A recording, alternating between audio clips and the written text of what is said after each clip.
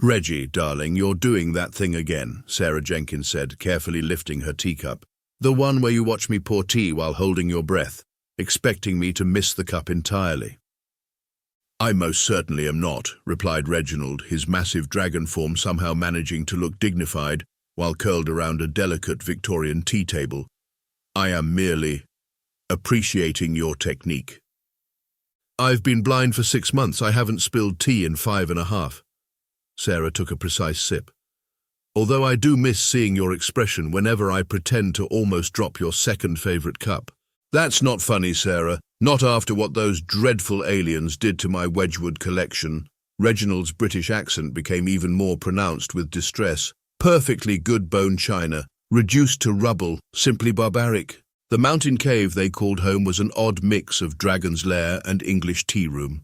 Antique furniture and carefully arranged doilies shared space with ancient scrolls and the occasional pile of treasure. Sarah had memorized the layout perfectly, down to the last decorative throw pillow.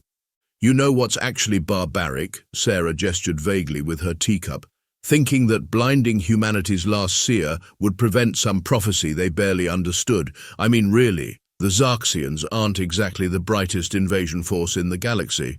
They did reduce our resistance to just you and me, Reginald pointed out, delicately picking up a scone with his massive claws. Yes, but they missed the rather obvious dragon in the room, didn't they? Sarah grinned. Would you pass the clotted cream? It's just to your left, next to that pile of gold coins you refuse to properly organize. That pile is perfectly organized by mint date, I'll have you know. 6 months earlier, in the gleaming command center of the Xarxian flagship, the deed is done, Supreme Commander Zix announced to his celebrating crew. We have eliminated the threat of the human seer.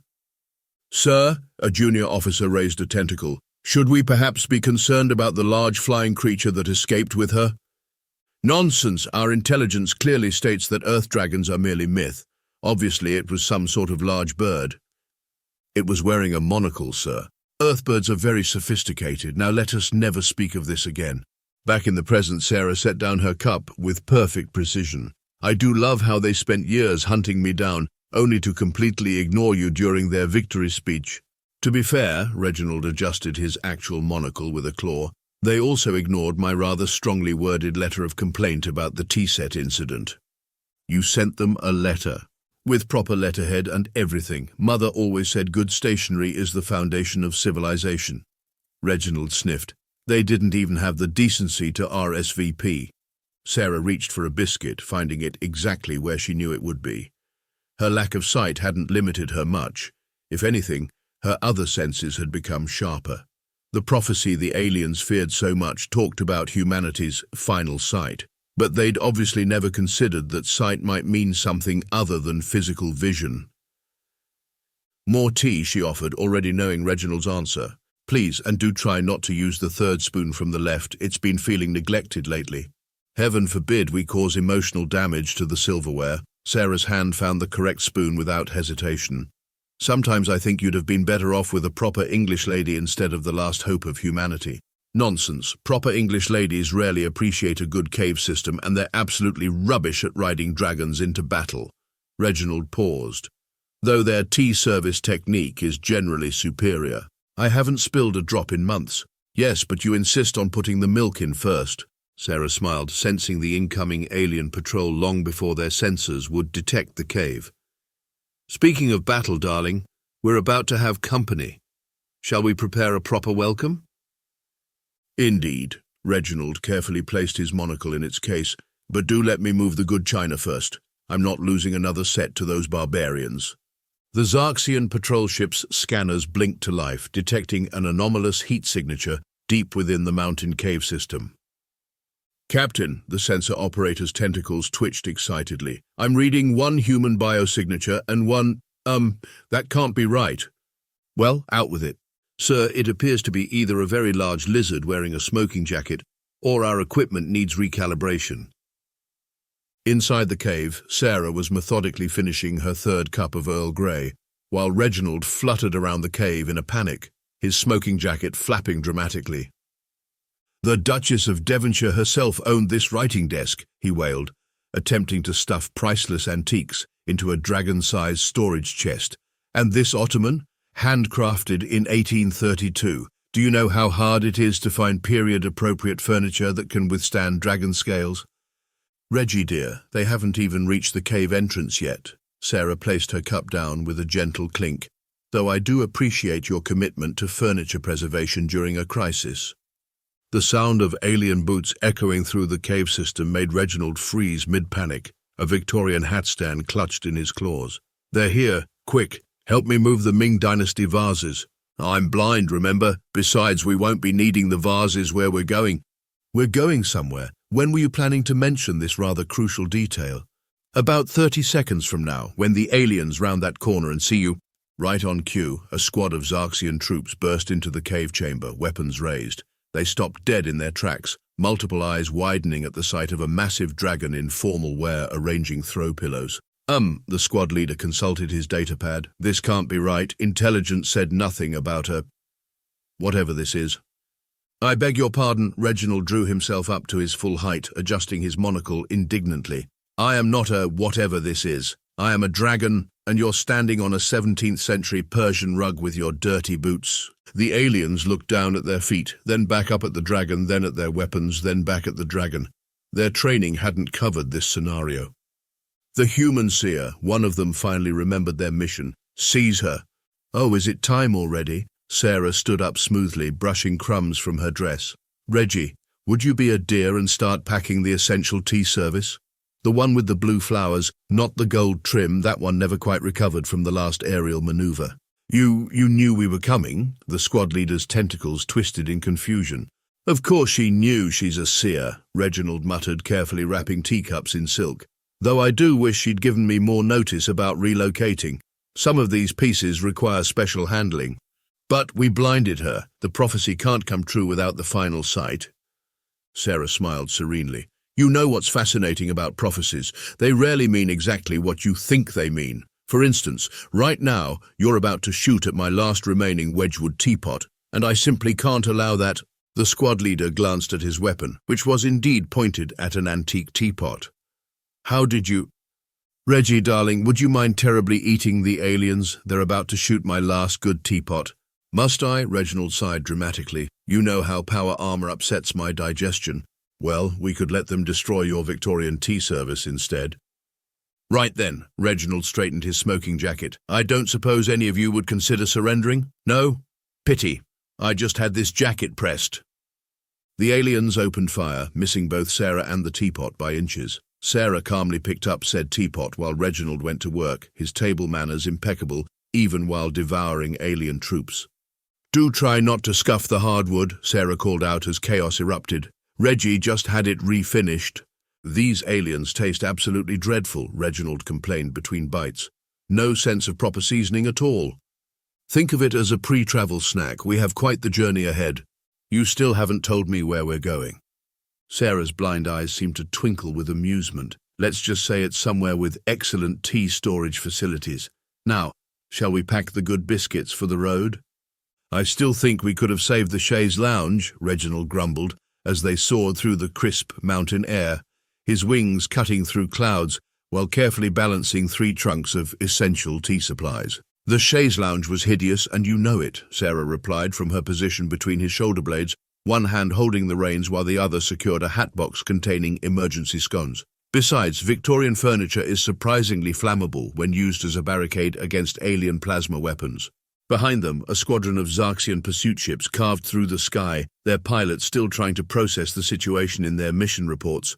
Command, please advise, one pilot transmitted. Target is aboard what appears to be a flying lizard in formal wear. They appear to be having tea service at approximately 20,000 feet. Sarah was indeed pouring tea, her movements precise despite the wind and altitude. Bank right in 3 seconds, darling. They're about to try a pincer movement. How could you possibly, Reginald began, then banked right just as alien ships whooshed through their previous position. Never mind. I suppose being the last seer has its advantages even without eyes. The tea leaves told me, actually, and they're about to try it again, so left in 5-4. Which left, my left or your left? The one that doesn't have the alien cruiser. Reginald executed a perfect barrel roll while somehow keeping the tea service intact. You know, when I signed up to be humanity's last hope, I didn't expect quite so much aerial maneuvering. It's playing havoc with the tea temperature. You didn't sign up at all. You found me reading poetry in your cave and decided I was, finally, someone with literary taste in this dreadful modern age. Yes, well, Byron does have a way of bringing people together. Reginald dodged another barrage of alien fire, though I doubt he ever had to recite, "She walks in beauty," while being pursued by extraterrestrial forces. Sarah's hand shot out, catching a falling sugar cube mid-air. Hard right, then loop around that mountain. They're bringing in their heavy weapons. The alien commander watched in bewilderment as the dragon executed a perfect Immelman turn, while its rider continued to pour tea. How is she doing this? She's blind. And why does the dragon sound like he's auditioning for Downton Abbey? I heard that, Reginald called back, deeply offended. I'll have you know, I actually taught Lord Grantham proper tea etiquette. Reggie, focus on flying. You can defend your aristocratic connections later. They're questioning my pedigree, Sarah. My pedigree. Yes, and they're also charging their main cannon. Dive now, please. The sky lit up with alien energy weapons as Reginald plunged through a bank of clouds, his precious cargo secured by an intricate system of straps and Sarah's inexplicable ability to predict every turbulent pocket of air. The temperature changes at this altitude are absolutely ruining the optimal tea steeping conditions. Reginald fretted as they emerged from the clouds. And don't even get me started on what this humidity is doing to my smoking jacket. Left, no, your other left. That's what you said last time. Well, if you'd learn your lefts and rights. I'm a dragon, we navigate by ley lines and magnetic fields. Then how did you pass your driver's test? That's entirely different and you know it. The parallel parking section was quite straightforward once you account for tail positioning. Another volley of alien fire streaked past them, singeing one of Reginald's trunks. He let out a horrified gasp. That was my Darjeeling collection. Do you know how long it took to properly organize those by estate and elevation? Sarah patted his scales consolingly while somehow maintaining a perfect pouring stance. We'll rebuild, dear, though maybe with less alphabetization this time. Absolutely not. Proper tea storage is the cornerstone of civilization. Without it, we're no better than Americans. The alien pursuit ships were closing in, their weapons charging for another barrage. Sarah calmly took a sip of tea, then smiled. Hard left in 3 seconds, then straight up. Trust me. Which left? The one that leads to them shooting each other instead of us. Sure enough, moments later, the alien ship's formation dissolved into chaos as their shots went wide, creating a perfect escape corridor. Brilliant, Reginald admitted as they soared higher, though I do wish these tactical maneuvers didn't involve quite so much jostling. The cucumber sandwiches are getting terribly squashed. Reggie. Yes, shut up and fly. So, Reginald said as they leveled out above the cloud cover, were you planning to mention that you've known about this ancient facility all along? Or were you enjoying watching me alphabetize tea collections we'd eventually abandon? Sarah adjusted her position between his shoulder blades, still holding her teacup. First of all, I haven't been watching anything. Blind, remember? And secondly, you categorize those teas by region, altitude, oxidation level, and alphabetical order. I was hardly going to interrupt such dedication. You know what I mean. How long have you been having these visions? Would you believe since about 20 minutes after they removed my eyes? Sarah grinned. Turns out the Xarxians didn't quite think through their whole stop the seer plan. It's like they accidentally upgraded my reception from basic cable to premium streaming. Below them, the alien pursuit ships were regrouping, their commanders frantically consulting their tactical manuals for any mention of tea-drinking dragon riders. So removing your eyes made everything clearer, ironically enough, though I do miss seeing your face whenever I intentionally mix up Ceylon and Assam teas. Reginald made a pained sound. You didn't actually do that, did you? Please tell me you didn't. Focus, darling. We're looking for a mountain that looks like a teapot. They all look like teapots to you. You're blind. Yes, but this one actually is shaped like a teapot, complete with a spout and everything. Nature has a sense of humor, apparently. The alien commander's voice crackled over their long-range speakers. Surrender now. You cannot escape the might of the Xarxian Empire. Oh dear, Sarah sighed. They're doing the speech thing. Reggie, would you mind? Reginald cleared his throat and called back in his most proper tone. I say, would you terribly mind keeping it down? We're trying to navigate here, and all this shouting is really quite uncivilized. Did the dragon just scold us? And your grammar is atrocious, Reginald added. Honestly, if you're going to threaten someone, at least do it with proper diction. Sarah patted his scales. The mountain should be coming up on our right, and yes, before you ask, I'm absolutely certain, despite being blind. The visions are quite specific about this part. And what exactly is at this facility that's worth sacrificing my perfectly organized tea storage system? Would you believe the answer to why dragons speak the Queen's English? Reginald nearly dropped a trunk. I told you I learned it at Cambridge. Yes, dear, and I'm sure that explanation made perfect sense to you, just like how you happen to have a smoking jacket tailored for dragon proportions. On their command ship, the alien leaders were coming to some uncomfortable realizations. Sir, a junior officer reported, historical analysis suggests we may have, misinterpreted several key points about Earth's defenses. Explain. Well, sir, it seems that blinding the seer may have actually enhanced her abilities. Also, there's no record of dragons in any of our intelligence briefings. Are you suggesting we overlook giant flying reptiles with British accents? To be fair, sir, it does sound rather implausible when said out loud. Back in the air, Sarah was directing Reginald toward a peculiar mountain formation. There it is, bank right and head for the spout-shaped outcropping. I still don't see how this connects to— Wait. Reginald's voice took on a suspicious tone. Sarah, what exactly do you mean by the answer to why dragons speak the Queen's English? Let's just say humanity had some interesting research projects before the invasion. Very interesting projects, involving tea, lots of tea. That doesn't actually explain anything. No, but it did distract you long enough to get us to the entrance. Sarah smiled serenely. Now be a dear and land by that rock formation that looks like a sugar cube. And do try not to scratch the ancient runes with your landing gear. I don't have landing gear. Figure of speech, darling. Oh, and the aliens are about to try one more attack run, so you might want to dodge left. My left this time.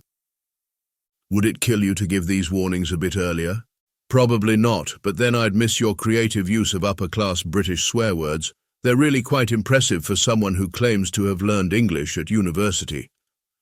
Reginald grumbled something about proper educational standards as they descended toward the mysterious facility, while behind them, the alien fleet was about to discover exactly why targeting humanity's last seer had been a monumentally bad idea. The ancient facility's entrance rumbled open, revealing not the expected dusty ruins, but an immaculately maintained research complex. Most striking was the perfectly preserved tea room, complete with what appeared to be dragon-sized chairs and an industrial-grade tea brewing station. Well, Sarah said as they landed, this explains the furniture fetish. Reginald was uncharacteristically quiet, staring at the familiar setup with growing suspicion. Sarah, dear, why does this laboratory have exactly the same tea service arrangement as my cave? Funny story, actually. Sarah slid off his back, navigating the space with practiced ease despite her blindness. Remember how I said my ancestors were mystical seers? Yes? Slight correction. They were genetic engineers with a very specific focus on proper tea time etiquette. The facility hummed to life around them, recognizing Sarah's biosignature. Holographic displays flickered on, showing detailed scientific diagrams of dragons, wearing smoking jackets. I don't understand, Reginald said, adjusting his monocle to read the nearest display. This can't possibly— Wait. He squinted at the project title.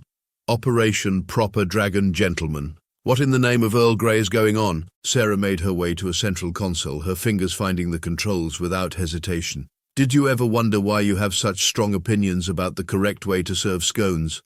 It's simply proper breeding. Every dragon knows that. Reginald stopped mid-sentence, his enormous eyes widening. Oh dear. Yeah, about that proper breeding thing. Sarah activated another display, which showed a sequence of genetic modifications labeled Etiquette Enhancement Protocol. Turns out humanity had some unique ideas about uplifting species. Most scientists went for increased intelligence or physical capabilities. My family decided the world needed dragons with impeccable manners. But I went to Cambridge. Did you, though? Do you actually remember attending classes, or do you just remember knowing how to properly set a formal dinner table? Reginald opened his mouth, closed it, then opened it again. I have a diploma. In what subject? Advanced tea services and colonial literature. That's not a real degree, darling. Above them, the alien fleet was holding position, their sensors trying to make sense of the facility's energy readings. Inside their command ship, the situation was getting increasingly chaotic. "Sir," a panicked officer reported, "we're detecting massive power signatures. And is that Beethoven's Symphony No. 9 being played on a harpsichord?" Back in the facility, Sarah was explaining further. "The whole final sight prophecy. Classic translation error. It's actually final sight, this facility, the last Dragon Engineering Center. The aliens thought they were preventing some mystical vision, but really they just made it easier for me to access the genetic memory implants." "I have genetic memory implants. How else would you know the correct temperature for steeping Darjeeling at various altitudes?" Reginald sat heavily in one of the dragon-sized chairs, causing his monocle to drop. "My whole life is a lie. My appreciation for fine china, my collection of first edition Dickens. Oh, those are real. The engineers figured if they were creating sophisticated dragons, they might as well give them sophisticated tastes. The problem was, they got a bit carried away with the British cultural programming. A bit. The original project lead was going through a major Downton Abbey phase, more displays activated showing hundreds of dragon stasis pods around the world, each containing what appeared to be a perfectly mannered dragon in formal wear. So all dragons are, like me, genetically engineered to be the perfect combination of mythical beast and proper gentleman? Yes. Though you're the only one who color coordinates his smoking jackets with his scales. That's all you, darling." The facility's computer chimed in with a posh British accent. "Welcome back, Project Director Jenkins. Shall I prepare the global activation sequence? The tea is already steeping." "See?" Sarah gestured vaguely at the computer. "Even the AI is British. My ancestors were nothing if not committed to the bit." Reginald was examining the genetic sequences displayed around them. This explains so much. The instinctive need to organize tea collections, the strong opinions about proper biscuit selection, the inexplicable knowledge of cricket rules. "The thing is," Sarah continued, her fingers dancing over the controls, "the aliens didn't just mess up the prophecy translation. They completely misunderstood what they were dealing with. They thought they were fighting mystical seers, but really, they were fighting tea-obsessed dragon engineers. But why create dragons with British manners in the first place?" The original project notes say something about improving the overall civility of supernatural beings. Apparently, someone decided that if humanity was going to have dragons, they might as well be polite dragons. Above them, the alien fleet was picking up more bizarre readings. "Sir, we're detecting tea, massive amounts of tea, and are those dragon-sized doilies?" Sarah smiled as she activated the final sequence. "Want to know the best part? The genetic programming doesn't just include manners and tea appreciation. It includes a rather strong opinion about proper behavior and what constitutes a civilized response to alien invasion." "You mean every dragon in stasis has been programmed with both combat capabilities and a complete understanding of proper diplomatic protocol. They'll try negotiation first, of course. They are gentlemen, after all. And if negotiation fails, then the aliens learn why you don't mess with creatures who understand both tactical warfare and the importance of proper tea service." The facility's speakers crackled. "Global activation sequence initiated. Would you prefer the traditional awakening fanfare or Bach's Brandenburg concertos?" "Bach, obviously," Reginald answered before Sarah could. "We're not barbarians." As the music began playing, stasis pods around the world started humming to life. Sarah turned to Reginald with a grin. "Still upset about abandoning your tea collection?" "Well," he adjusted his spare monocle, "I suppose having an army of equally well-mannered dragons might make up for it, though I do hope they appreciate the importance of proper tea storage." "Trust me, they're literally engineered to care about tea storage. Now, shall we prepare to receive our guests? Both the awakening dragons and the aliens currently panicking above us." "Indeed," Reginald straightened his smoking jacket. "Though perhaps we should prepare some refreshments. It would be terribly rude to start an apocalyptic confrontation without proper tea service."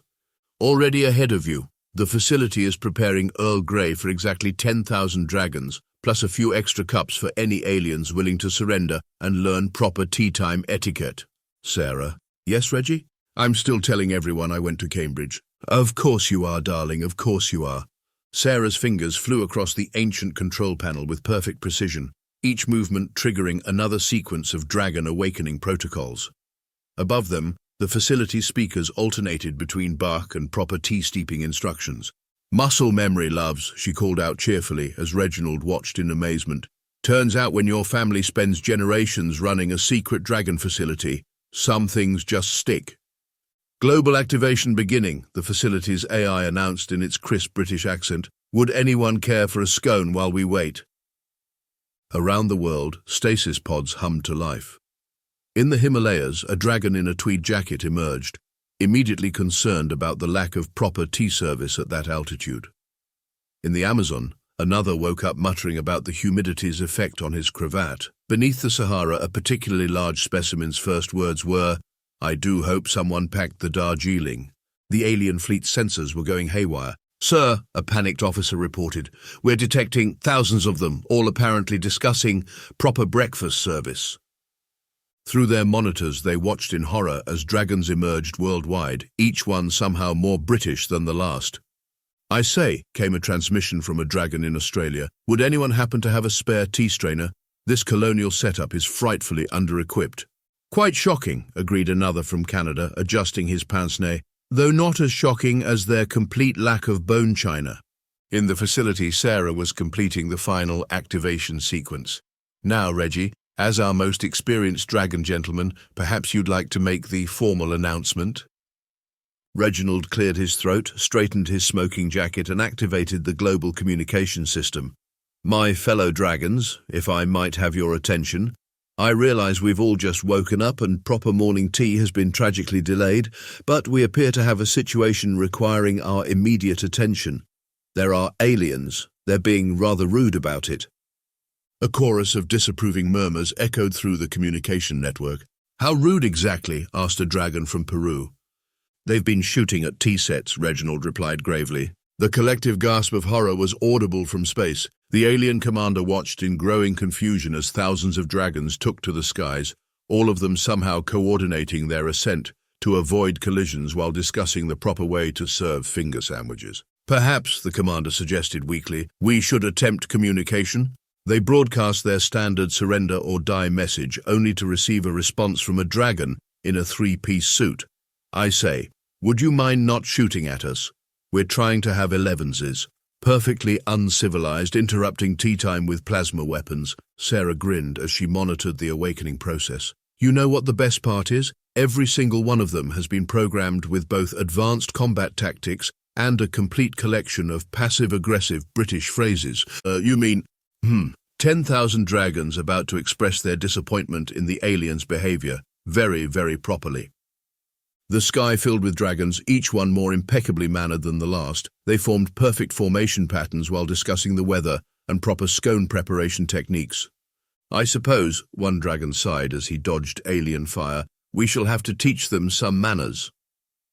"Quite," agreed another, deflecting a plasma blast with his wing, "though perhaps we should offer them tea first. It seems only sporting." The alien fleet found itself surrounded by dragons in smoking jackets and monocles, all of them looking thoroughly disappointed in the aliens' lack of etiquette. "Now see here," Reginald addressed the alien command ship. "We're perfectly happy to discuss this like civilized beings over a proper cup of tea. Earl Grey, perhaps. We're quite flexible on the blend, though I must insist on proper steeping time." "And if we refuse?" the alien commander demanded. "Well," Sarah's voice came through clearly, "then you'll have to deal with an army of dragons who are not only combat-trained, but also deeply offended by your social conduct. And let me tell you, there's nothing more dangerous than a dragon who thinks you've breached tea-time etiquette." As if to demonstrate, a dragon near Buenos Aires was already critiquing the aliens' battle formation. "Really now, this is hardly the proper way to arrange a fleet. No sense of symmetry at all.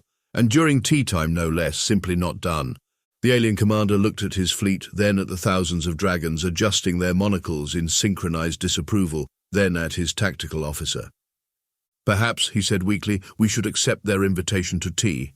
"Excellent choice," Sarah replied. "Reggie, dear, shall we prepare the good china? We're about to host a rather unusual peace conference." "Already ahead of you," Reginald said, producing a tea service from seemingly nowhere.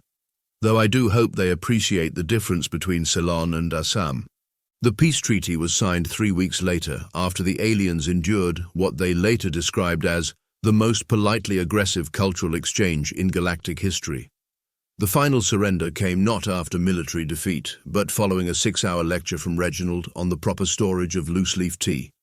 "I simply couldn't bear it anymore," the Xarxian commander admitted, still shell-shocked. He had slides, annotated slides, about tea cozy maintenance.